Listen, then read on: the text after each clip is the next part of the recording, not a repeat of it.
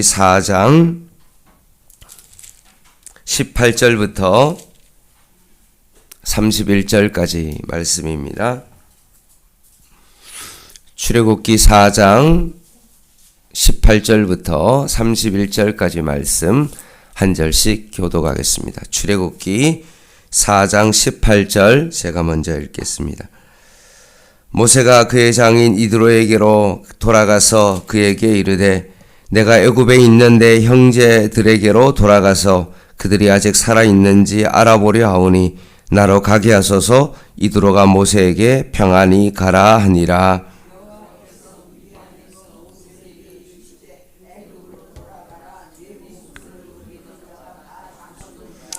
모세가 그의 아내와 아들들을 나귀에 태우고 애굽으로 돌아가는데 모세가 하나님의 지팡이를 손에 잡았더라.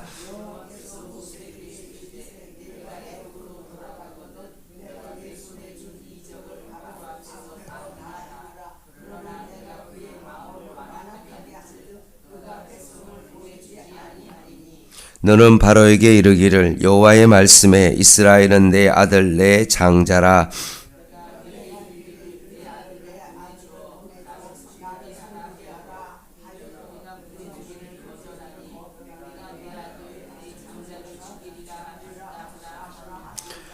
모세가 길을 가다가 숙소에 있을 때 여호와께서 그를 만나사 그를 죽이려 하는지라.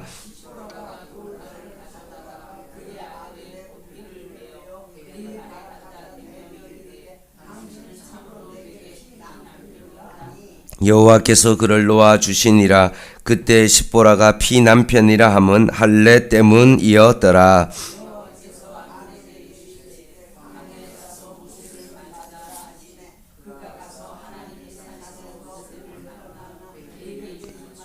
모세가 여호와께서 자기에게 분바여 보내신 모든 말씀과 여호와께서 자기에게 명령하신 모든 이적을 아론에게 알리니라.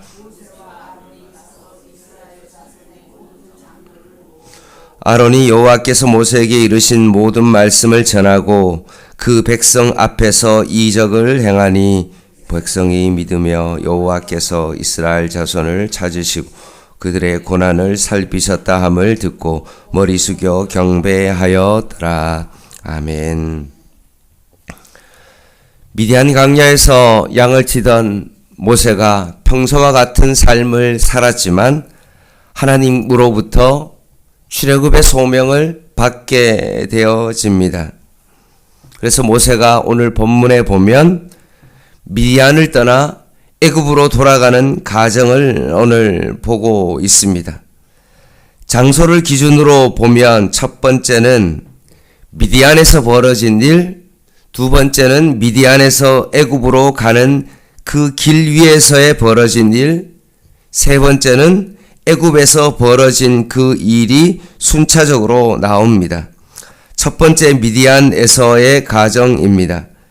18절 말씀에 보면 모세가 호렙산에서 하나님께 소명을 받은 다음 처가살이 하니까 장인 이드로에게로 돌아가죠. 그리고 장인에게 자신이 애굽으로 돌아갈 것을 요청합니다. 그만큼 하나님의 부르심은 강건적이었다는 것을 알 수 있습니다. 그런데 자신이 떠나야 될 그 이유가 하나님으로부터 소명을 받아 떠나야 되는 건데 지금 모세가 18절 말씀에 보면 개인적인 목적을 지금 대고 있는 것입니다. 형제들에게로 좀 돌아가고 싶다. 살았는지 알아보려고 한다. 라고 둘러대고 있는 것입니다. 아마 모세가 아직도 하나님의 부르심에 소명에 확신이 없었던 것으로 보입니다. 아마 그 이야기를 하면서도 모세의 마음 가운데 거절해 주기를 바라는 어떤 그런 마음이 모세의 마음 가운데 있었을 것입니다. 그런데 이드로가 평안히 가라고 허락해 줍니다. 이것을 들으면서 모세는 이거는 거부할 수 없는 하나님의 부르심이구나 라는 것을 깨달았을 것입니다.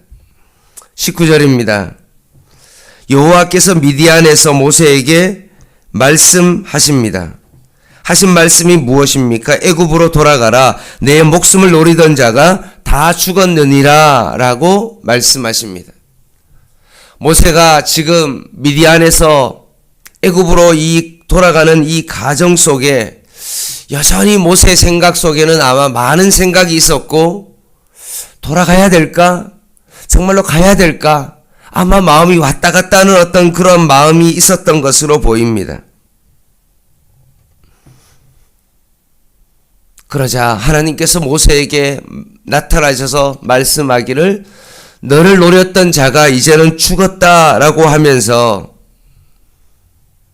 내가 바로왕에게서 언제 잡힐지 모르는 불안함 가운데 살았는데 그 불안한 모든 마음을 하나님께서 해결해 주십니다. 그래서 모세는 미디안을 향해 애굽으로 향하는 길 위에 이제 들어섭니다. 20절입니다. 모세가 지금 그의 가족, 특별히 아내 십보라와 두 아들 게르솜과 엘리에셀을 나귀에 태우고 애굽으로 지금 20절에 가고 있는데,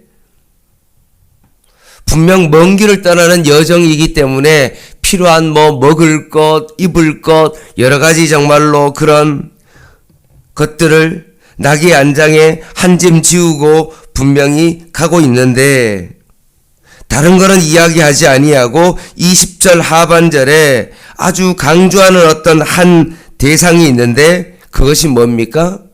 하나님의 지팡이다. 모세의 여정은 하나님의 부르심으로 시작되었기 때문에 모세가 지금 하나님의 지팡이를 굳게 잡았다. 이제는 하나님을 모세가 의지하고 있는 것입니다. 평소에도 모세가 양을 칠 때 지팡이가 없었을까요? 분명히 있었을 것입니다. 지팡이는 모세의 일상 생활품이었을 것입니다. 그런데 하나님의 부르심을 받을 때 이 지팡이를 통해서 하나님의 능력을 확인했고, 그 지팡이를 통하여서 하나님의 부르심을 확인했기 때문에 이 지팡이는 일상적인 지팡이가 아니라 영광스러운 하나님의 도구가 되었던 것입니다.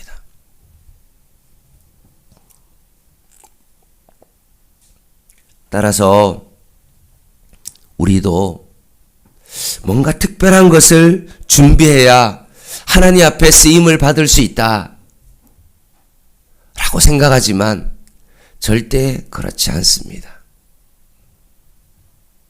나의 일상 생활에 있는 것, 내가 정말로 반복적으로 생활하고 있는 어떤 일상적인 삶을 통해서라도 우리는 오늘 하나님의 지팡이를 모세가 굳게 붙잡았던 이 이미지를 통하여서 우리의 삶을 통해서도 하나님 앞에 반드시 영광 돌릴 수 있다는 것입니다. 21절 말씀입니다. 하나님께서 계속 설득해서 모세를 이끌어 가십니다. 계속해서 하나님께서 그렇게 개입하시고 거룩한 진정을 보이시는 이유가 뭐냐?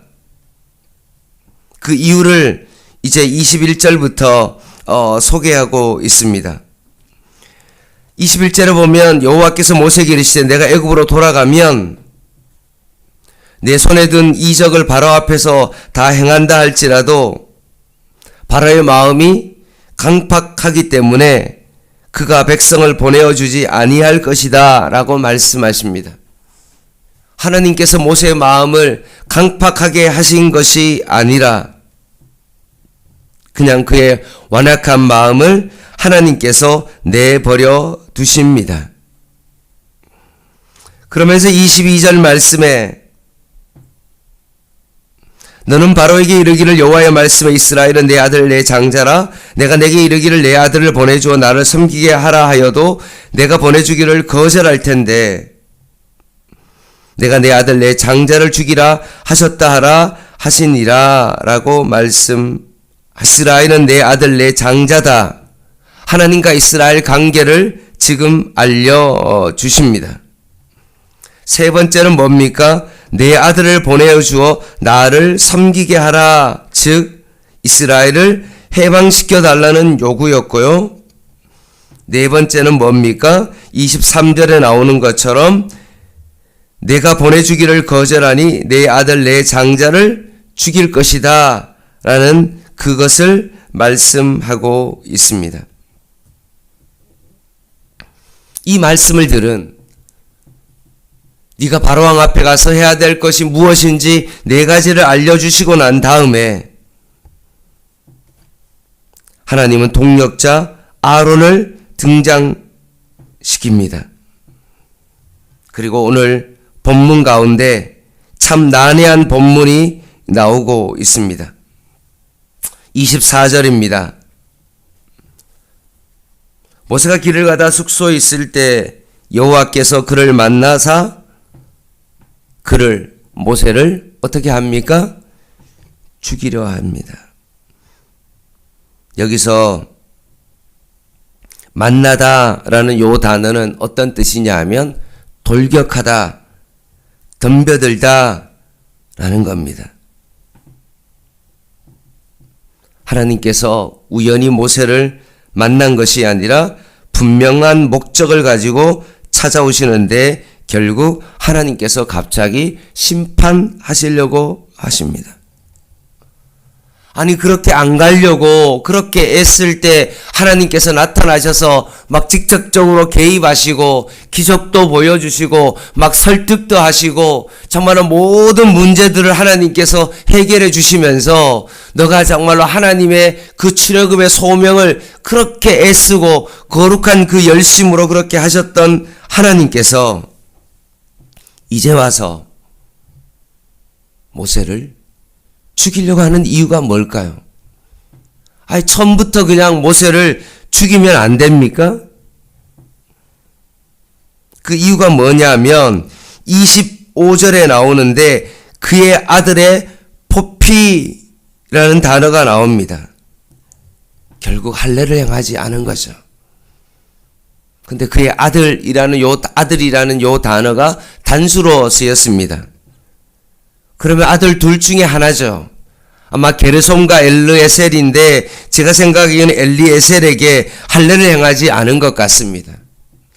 여러 가지 바쁜 이유로 그렇게 행하지 않았던지 아마 이방인 십보라가 반대했기 때문에 그런지는 알 수 없지만 중요한 것은 할례를 행하지 않은 것입니다. 창세기 17장에 보면 할례를 행하지 아니한 남자 그 포피를 베지 아니한 자는 백성 중에서 끊어지리니 그가 내 언약을 배반했다라는 그 말씀처럼 할례를 행하지 않았기 때문에 모세가 결격 사유가 되었기 때문에 지금 하나님께서는 모세를 죽이려고 하고 있습니다.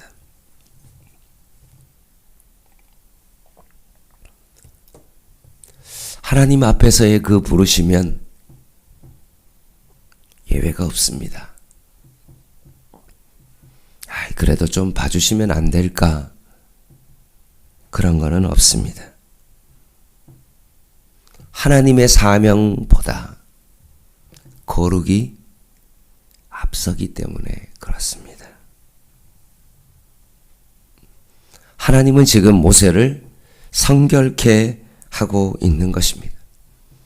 하나님의 일을 하기 전에 우리에게 가장 먼저 해야 될 것은 내가 어떤 것을 이루기 위하여 일하기보다 내가 먼저 하나님 앞에서 거룩함을 유지해야 된다는 것입니다. 그래서 하나님의 일꾼을 뽑을 때 일 잘하는 사람을 뽑는 것이 아니라 그 사람이 얼마나 하나님 앞에서 거룩하냐, 얼마나 하나님의 말씀을 더 순종하냐, 그것이 하나님의 사람을 뽑는 기준이 되어야 됩니다. 그 사람이 얼마나 돈이 많냐, 교회 헌금을 많이 하냐, 그 사람이 어떤 일을 많이 할 수 있느냐, 어떤 능력을 가지고 있느냐가 기준이 아니라 어떻게 하든지 하나님의 말씀 앞에서 자기 자신을 세우려고 하는 그런 사람이 하나님의 일꾼의 가장 첫 번째라는 것입니다. 그래서 이런 준비를 마친 모세에게 동력자 아론을 붙여줍니다.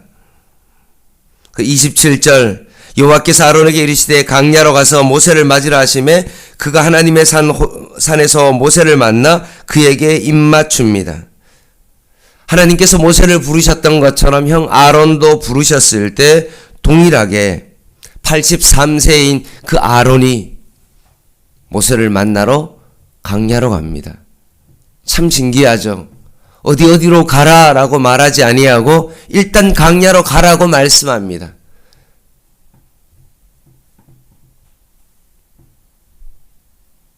모래에서 바늘 찾기와 같은 그런 명령인데도 불구하고 순종하고 갈 때 두 사람이 기쁨으로 만나서 27절 하반절에 보면 입맞춥니다.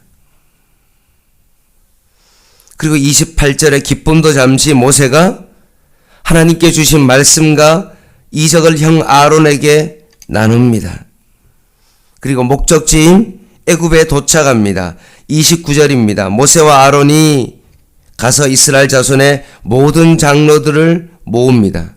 모세와 아론이 한 팀이 되어서 하나님의 대의를 이루고 있는데 거기에 보면 아론과 모세라고 하지 아니하고 모세와 아론이라고 되어 있고 모든 리더십은 동생 모세가 이 일을 감당하고 있습니다. 이것이 무엇입니까? 하나님이 세우신 영적 질서이죠. 교회는 절대로 나이로 사람을 누르면 안 됩니다. 하나님이 세우신 그 영적 질서 가운데 그 모든 것을 행해야 하는 것입니다. 30절부터 예전에 모세가 애굽 사람을 쳐 죽이며 이스라엘 백성을 구원하려 했을 때 그것을 믿지 않았던 이스라엘 백성이 이제 믿기 시작합니다. 결국 출애굽의 때가 이른 것이죠.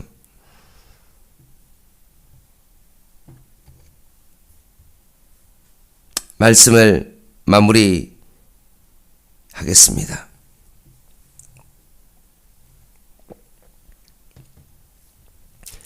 애굽의 노예로 430년 동안 있을 때 어느 누구도 430년 동안 이스라엘 백성에 대하여 생각한 사람은 아무도 없습니다. 그렇게 착취당할 때도 이스라엘 백성을 돌보신 어떤 신도 없습니다. 그런 이스라엘 백성을 찾아오시고 그들의 고난을 살피시고 그들의 신음 가운데 부르심에 응답하시고 이것을 위하여 하나님께서 모세를 부르시고 그에게 말씀하시고 그를 성결케 하시고 아론의 동력자를 붙여주시고 출애굽을 위하여 하나님께서 어떻게 하십니까? 한순간도 쉬지 않고 이스라엘 백성을 구원하기 위하여 그렇게 일하시고 일하시는 하나님의 모습을 우리가 봤던 것처럼 여러분 너무나 중요합니다. 하나님께서는 죄인인 우리들을 구원하기 위하여 한순간도 쉬지 않으셨다는 것입니다. 어느 순간 그냥 예수님을 우리가 믿고 천국 갈 수 있게 되었던 것이 아니라 창세전부터 여러분을 구원하기 위하여 하나님께서 얼마나 이것을 위하여 애쓰고 애쓰셨다는 그 사실을 여러분 기억해야 합니다. 하나님의 거룩한 집념, 이것이 바로 우리를 향한 하나님의 사랑입니다. 오늘도 이 하나님의 사랑을 깊이 묵상하심으로 말미암아 여러분의 마음 가운데 나의 구원이 얼마나 값지고 귀한 것인가를, 나를 구원하기 위하여 자신의 독생자 아들을 내어주시기까지 사랑하시고 우리의 구원이 예수님의 십자가와 맞바꿀 만큼 너무나 소중하고 귀하다는 사실을 오늘 이 아침에 다시 한번 마음에 깊이 새기며 오늘도 구원의 은혜 가운데 살아가는 저와 여러분 되시기를 주님의 이름으로 간절히 부탁을 드립니다. 기도하겠습니다.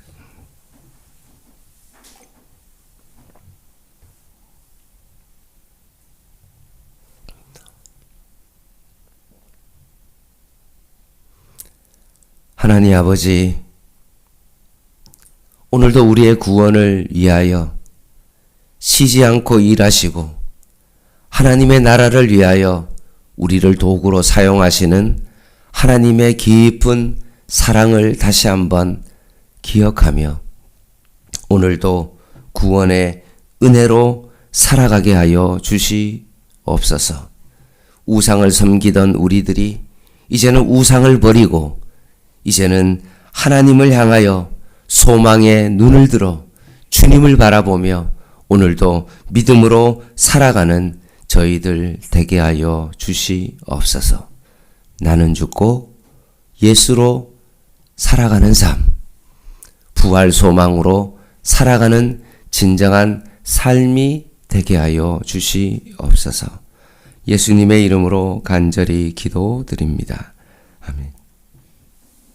개인 기도 하시겠습니다.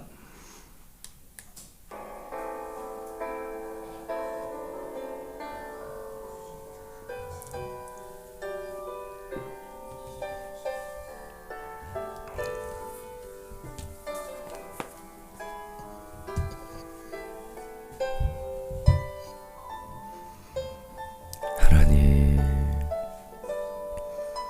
끊임없이 모세를 설득하시고 그의 두려움을 잠재우시고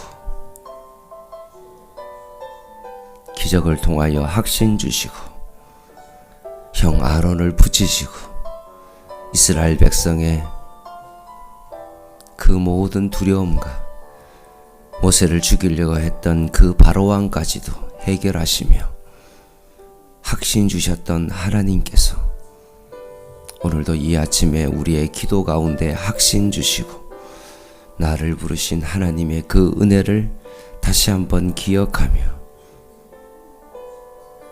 왜 나를 하나님 양문교회로 보내시고 우리의 가정 가운데 보내시며 일터로 보내신 하나님의 깊은 은혜들을 깊이 묵상케 하여 주시옵소서.